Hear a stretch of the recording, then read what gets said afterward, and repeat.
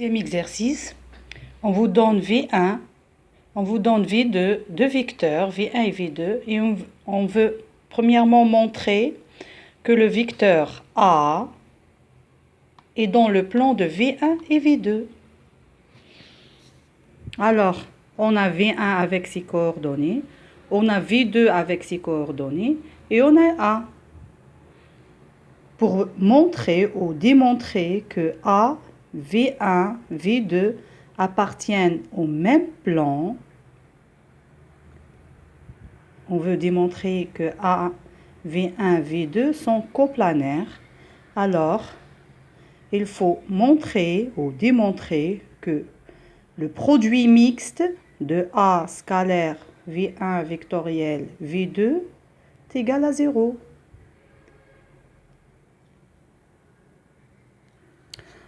On va calculer le produit vectoriel V1 et V2. Cette fois-ci, on va utiliser la méthode de déterminant.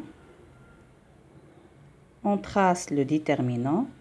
Ici, on met A. Ici, on met moins G. Et ici, on met K. On va mettre ici les coordonnées de V1. Dans la deuxième ligne, on va mettre les coordonnées de V2. Alors, ce sera 1, 3, moins 1. Ici, on va mettre V2. 2, 1, 1. Alors, on veut trouver la coordonnée suivant I. On cache I. On barre I. Il nous reste ça. Ce sera I qui multiplie, oula, 3 fois 1 moins 1 fois moins 1.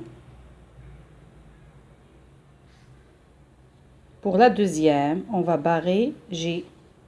Moins J qui multiplie 1 fois 1 moins 2 fois moins 1. Moins 2 fois moins 1. Plus K. Pour le K, on barre K, la colonne et la ligne qui contient K. Et on aura ça.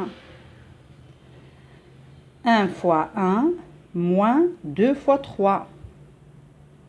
1 fois 1 moins 2 fois 3. D'accord? Et on aura V1 vectoriel V2 qui est égal à 4i moins 3g, j moins 5k. Maintenant, on va faire le produit scalaire entre A et le résultat de V1 vectoriel V2. On va mettre ici les coordonnées de A scalaire, les coordonnées du produit vectoriel. Et on aura cette multiplication 4 fois 4, produit scalaire, 4 fois 4 plus 7 fois moins 3 plus moins 1 fois moins 5. On aura 16 moins 21 plus 5. 16 et 5, c'est 21. Alors, ce sera moins 21. Pardon, plus 21 moins 21 est égal à 0. Ça implique que A, V1, V2 sont coplanaires. Pour la deuxième question, on vous demande quelle est la valeur ou quelles sont les valeurs de BY et de BZ pour que le vecteur B, qui est égal à moins I plus BY fois J plus BZ fois K est parallèle à V2. Pour que B soit parallèle à V2, pour démontrer ça, il faut que le produit vectoriel de B et V2 est égal à 0. Alors, on a B et on a V2. Pour que B soit parallèle à V2, il faut que le produit vectoriel B vectoriel V2 est égal au vecteur nul. Pourquoi? Parce que si B vectoriel V2, si on fait ce produit vectoriel, B vectoriel V2, c'est le module de B qui multiplie le module de V2 qui multiplie sinus l'angle entre B et V2.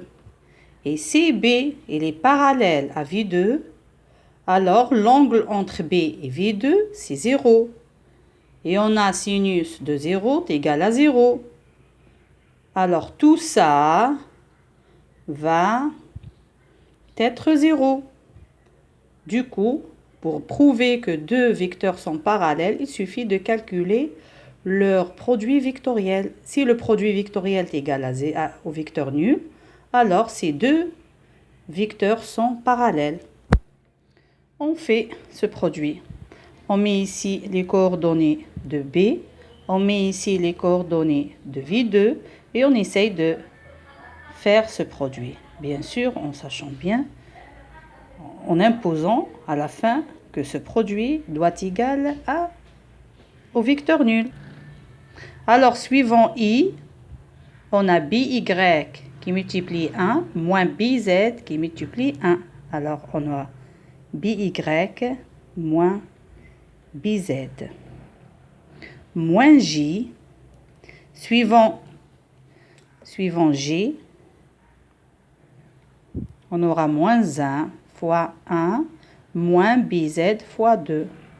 Alors, on aura moins 1 plus, moins 2BZ.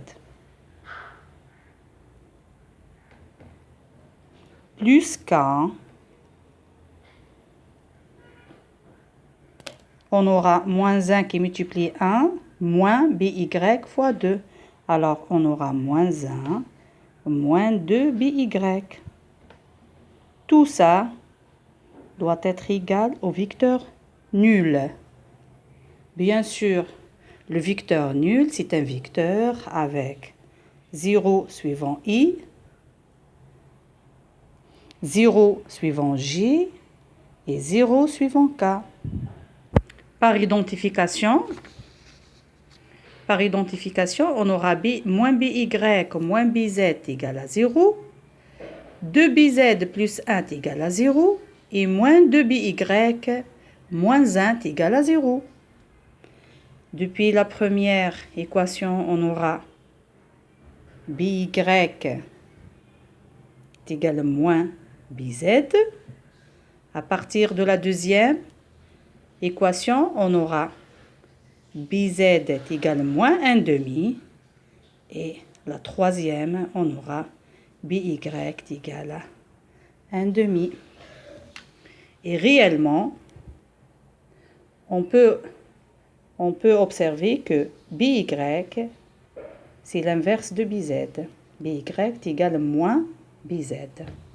La troisième question, on vous demande de trouver BY, encore BY et BZ, mais cette fois-ci, la condition qu'on met, c'est que B soit perpendiculaire à V1 et V2.